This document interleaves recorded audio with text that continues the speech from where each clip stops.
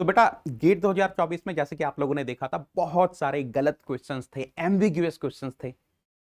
और यही रीजन था। अगर मैं मैकेनिकल की बात करूं, गेट 2024 मैकेनिकल में total 5 questions marks to all हो गए थे, 8 मार्क्स के।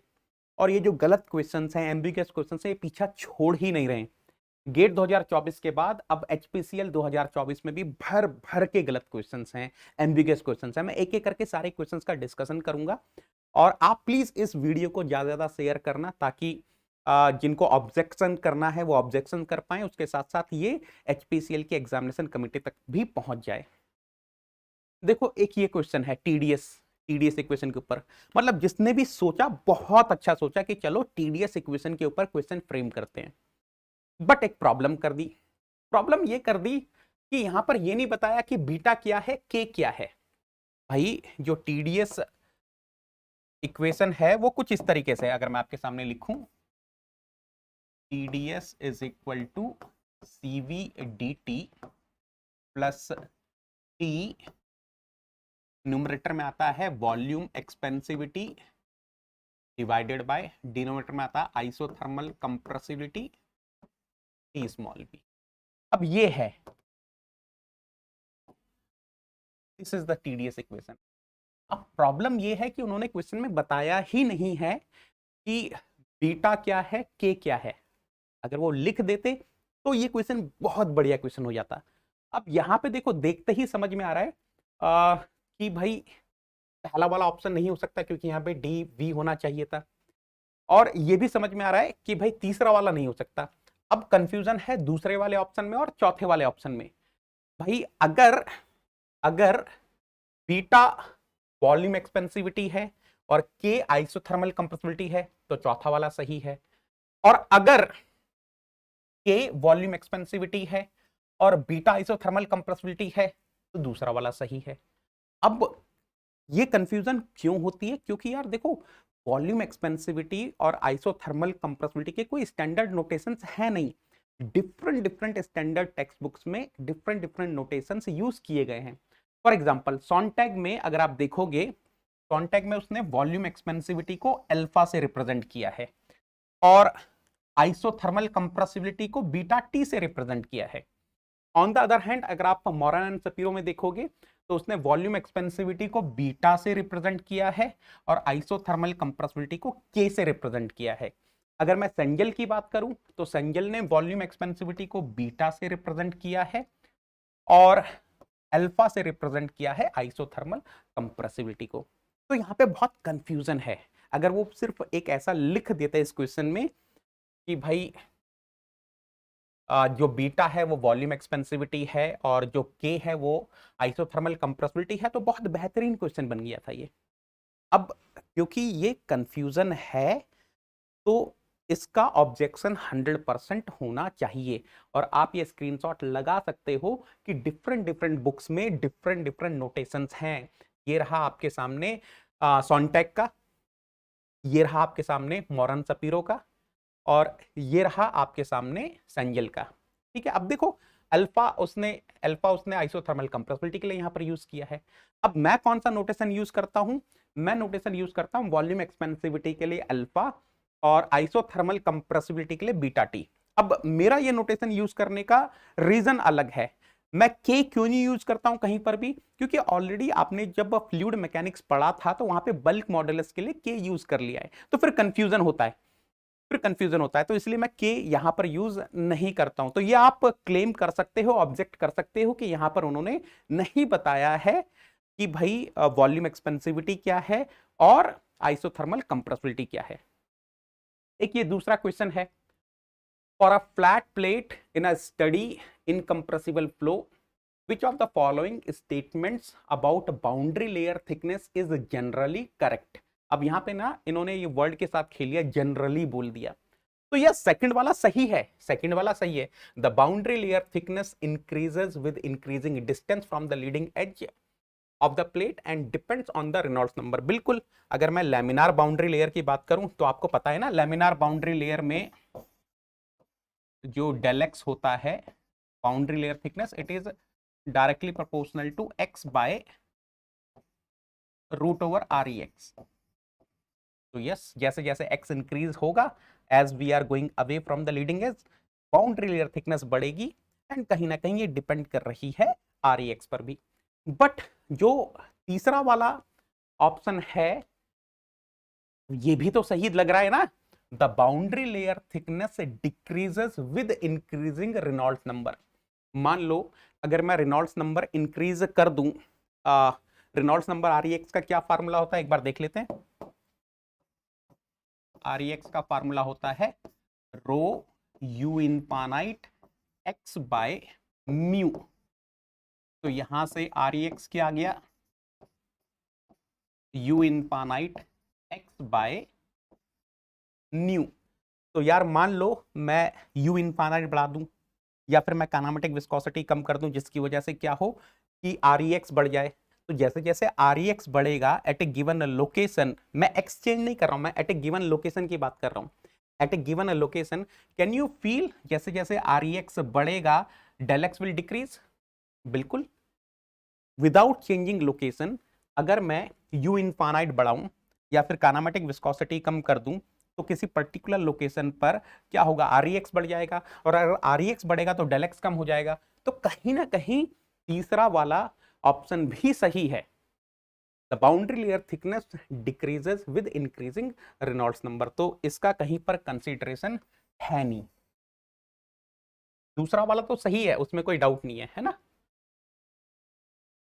चलो अब ये एक क्वेश्चन ये है, the velocity at the inlet of a inlet for a horizontal pipe is given small u is equal to 3 capital V naught 1 root over 1 minus r square by a square, where r is any radius and a is the radius of pipe. The expression for the momentum at the outlet is। पहली चीज तो यार momentum क्या होता है, what is momentum. Fluid mechanics में momentum क्या है, अरे भाई मोमेंटम रेट होता है, लीनियर मोमेंटम रेट होता है ना। तो सिर्फ मोमेंटम लिखा है तो यहीं पे ही ऑब्जेक्ट आप कर सकते हो कि भाई मोमेंटम क्या होता है यार, फ्लूइड मैकेनिक्स में फ्लो हो रहा है, फ्लूइड का फ्लो हो रहा है तो मोमेंटम क्या है, momentum rate, linear momentum rate. अब एक और कहानी देखो, जो वेलोसिटी प्रोफाइल दिया है वो इनलेट पर दिया है, और जो ये पूछना चाह रहा था लीनियर मोमेंटम रेट, जो लीनियर मोमेंटम रेट पूछ रहे हैं वो आउटलेट पे पूछ रहे हैं। और एक और कमाल की चीज देखो, मान लो अगर वो मोमेंटम रेट आउटलेट पर पूछ भी रहे हैं और या आउटलेट की जगह इनलेट पर पूछ रहे हैं, मान लो उनका मन था इनलेट पे पूछने का लेकिन वो गलती से आउटलेट हो गया।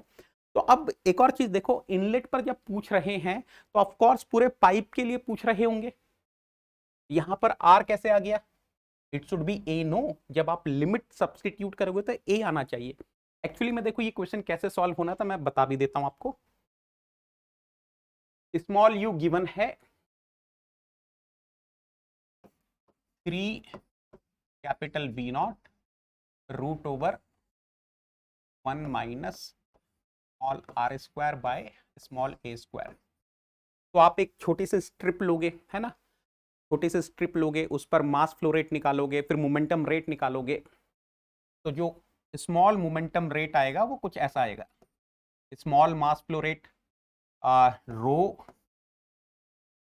Area 2 pi small R D R, small U ये स्मॉल मास फ्लो रेट जो उस स्मॉल स्ट्रिप से पास हो रहा होगा इनटू यू, तो ये हो गया मोमेंटम रेट।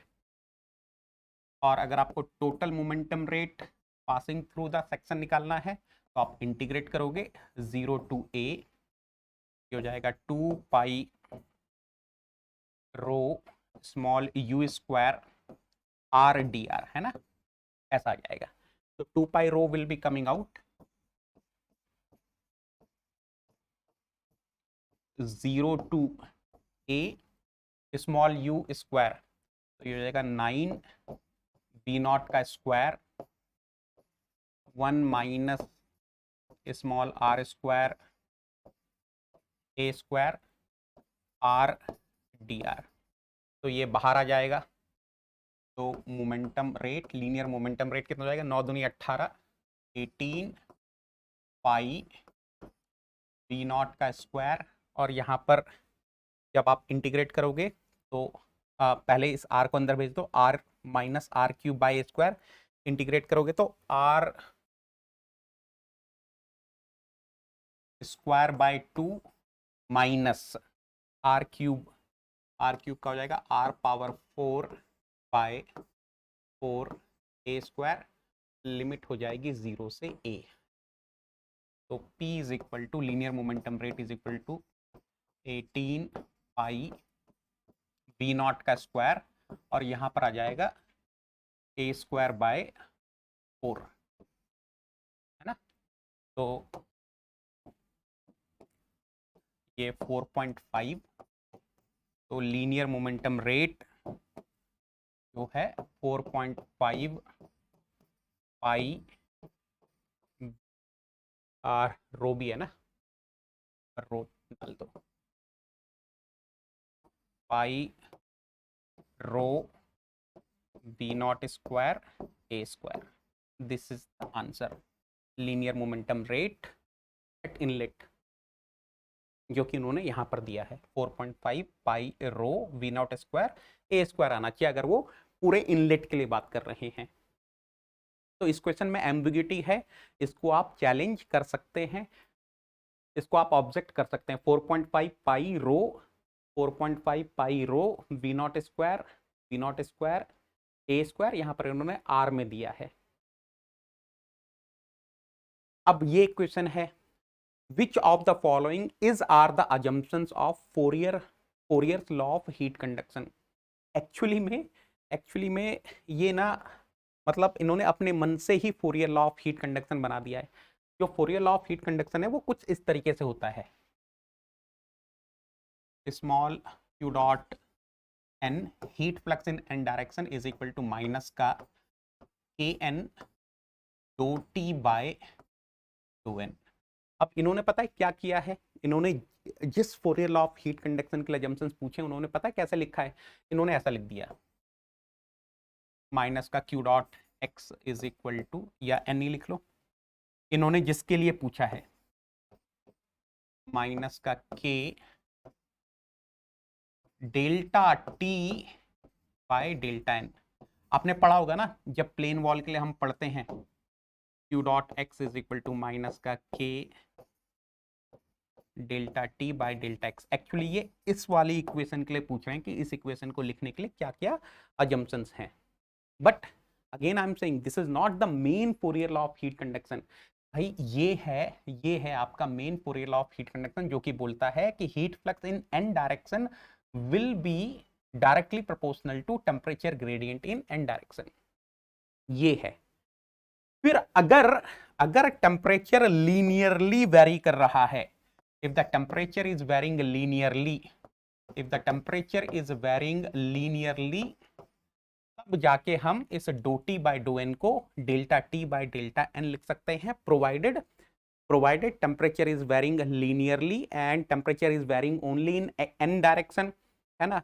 मतलब टाइम के साथ वेरी नहीं कर रहा है, किसी और डायरेक्शन के साथ वेरी नहीं कर रहा है। फॉर एग्जाम्पल, इसको लिखने के लिए क्या क्या कंडीशंस हो सकती हैं? यस, के कांस्टेंट प्रॉपर्टीज, क्योंकि मैंने सिर्फ के लिखा है ना, कांस्टेंट प्रॉपर्टीज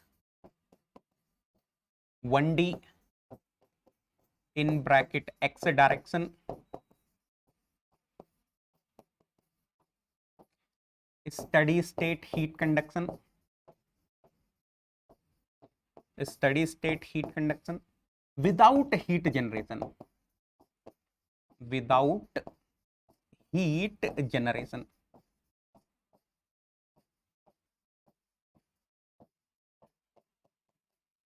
तो जब ये सारे एजम्पशंस होते हैं तब हम कुछ इस तरीके से लिख सकते हैं। तो अब इनको यहां बताना चाहिए ना कि हम बेसिकली इस इक्वेशन को लिखने के लिए पूछ रहे हैं कि कौन कौन सा एजम्पशंस हैं। यहां पर कुछ ऐसा मेंशन ही नहीं है। Which of the following is are the assumptions for Fourier's law of heat conduction? अरे ये है Fourier's law of heat conduction, ये है। इसको लिखने के लिए ये सब assumptions थोड़ी ना है, तो आपको ये लिखना चाहिए था कि भाई मैं इस इक्वेशन के लिए पूछ रहा हूं। हाँ, तब बिल्कुल सही होता। Conduction of heat takes place under unsteady state heat conditions. Unsteady state conditions गलत है, क्योंकि स्टेडी स्टेट हीट कंडक्शन होना चाहिए। The heat flow is unidirectional, बिल्कुल बिल्कुल, यहाँ पे हमने डेल्टा एक्स लिखा ना, यानी कि 1D एक्स डायरेक्शन की बात हो रही है। There is no internal heat generation, बिल्कुल there is no internal heat generation, तभी टेम्परेचर लीनियरली वेरी कर रहा होगा ना।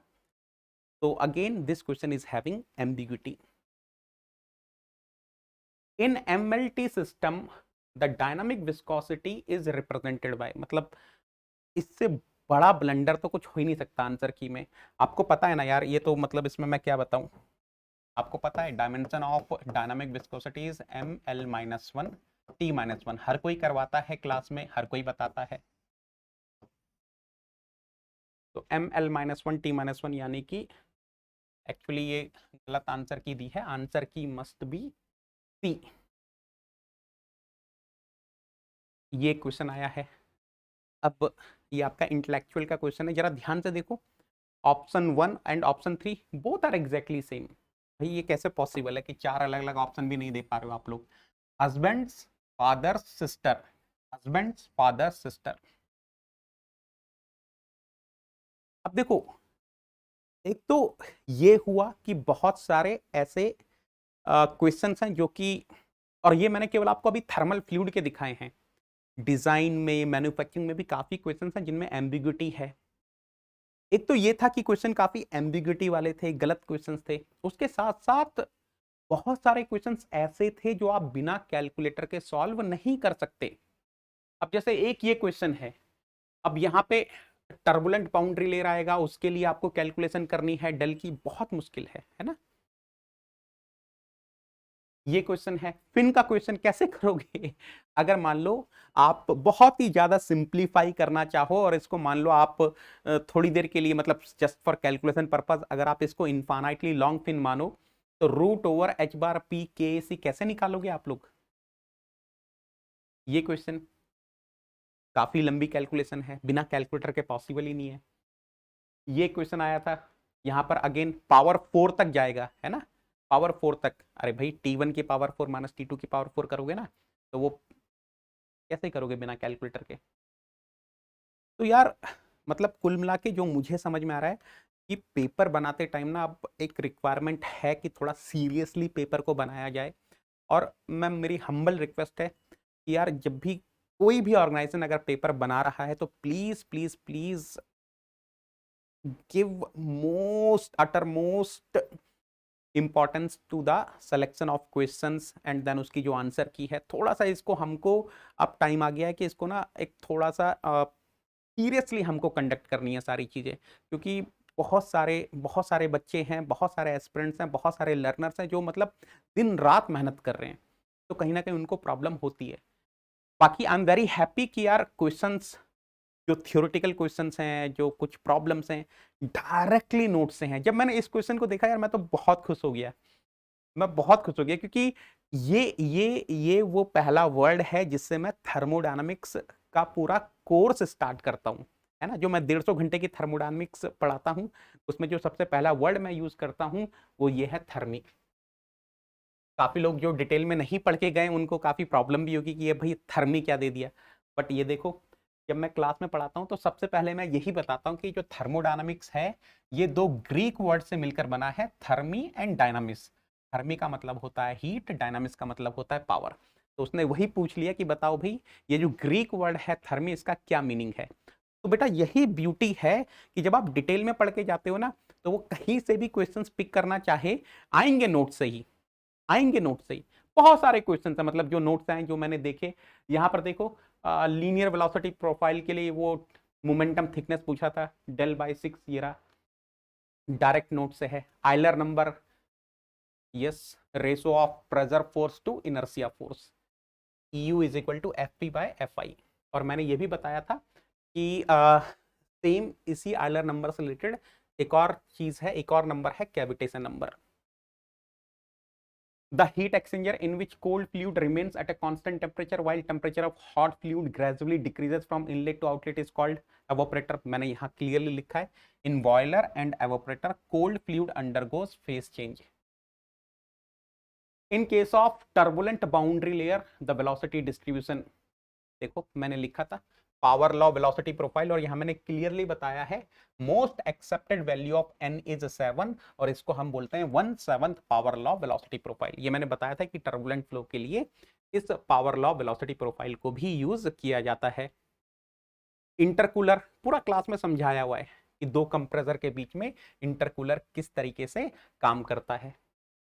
Dimensional formula of thermal conductivity, ये देखो क्लास में डराइव की है। डायनामिक सिमिलरिटी से रिलेटेड क्वेश्चन आया है। Yes, dynamic similarity refers to the similarity of forces. The change in internal energy of a close system undergoing a cycle, zero of course cycle के लिए, for a cycle change in property is always zero and of course internal energy is a property. Which of the following statements is wrong about black body? Directly notes से उठा लिया है। For black body is the idealized body which is perfect emitter, diffusive in nature, perfect absorber. It is a good absorber, perfect emitter, diffuse emitter, opaque वाला नहीं है, तो वही गलत है। According to Prandtl's mixing length theory, the turbulent shear stress is directly from the notes. Prandtl contribution में tau t is equal to rho L square du bar by dy का whole square. In MLT system, dynamic viscosity is represented by ml minus 1 t minus 1. Cooling and dehumidification मैंने पूरा बताया है कि omega increase करता है, TdV decrease करता है। ये बाउंड्री कंडीशंस पर सब लिखवा रखा है A to Z, है ना। तो बेटा मैं आपको एक ही चीज बोलूंगा, मेहनत करते रहो, है ना। 100% सिलेक्शन होगा, मेहनत करते रहो, लगे रहो, और जो जो ऑब्जेक्शंस मैंने बताए हैं उनको प्लीज आप बाकी और लोगों को भी बताओ, और इसको मतलब सब लोग मिलकर इसको चैलेंज करो। बाकी मैं नए बैचेस स्टार्ट कर रहा हूं 2025 के लिए, 26 के लिए, 27 के लिए। ओरिएंटेशन एंड स्ट्रेटेजी सेशन ले रहा हूं 25 अगस्त को इवनिंग 6 PM पे, और उसके बाद मैं ATD का कोर्स स्टार्ट करूंगा 31 अगस्त से 6 से 9 बजे वाले स्लॉट में। अभी अनअकैडमी का सब्सक्रिप्शन आपको मिनिमम प्राइसेस पे मिल रहा है। 6 महीने का सब्सक्रिप्शन मिल रहा है 8,499 का, 9 महीने का सब्सक्रिप्शन मिल रहा है 9,999 का, 12 का 11,999 का, 24 महीने का मिल रहा है 17,999 का। नेगी 10 कोड लगाने पर, जैसे आप नेगी 10 लगाओगे मेरी पर्सनल गाइडेंस में तो आओगे ही, साथ में इस ऑफर को भी अवेल कर पाओगे। याद रखना ये जो ऑफर है 25 अगस्त संडे तक वैलिड है, और उसके बाद 26 अगस्त से प्राइस हाइक हो जाएगा, प्राइस इंक्रीज हो जाएगा, तो मिस मत करना। चलो, thank you so much, take care बेटा, thank you everyone, thank you.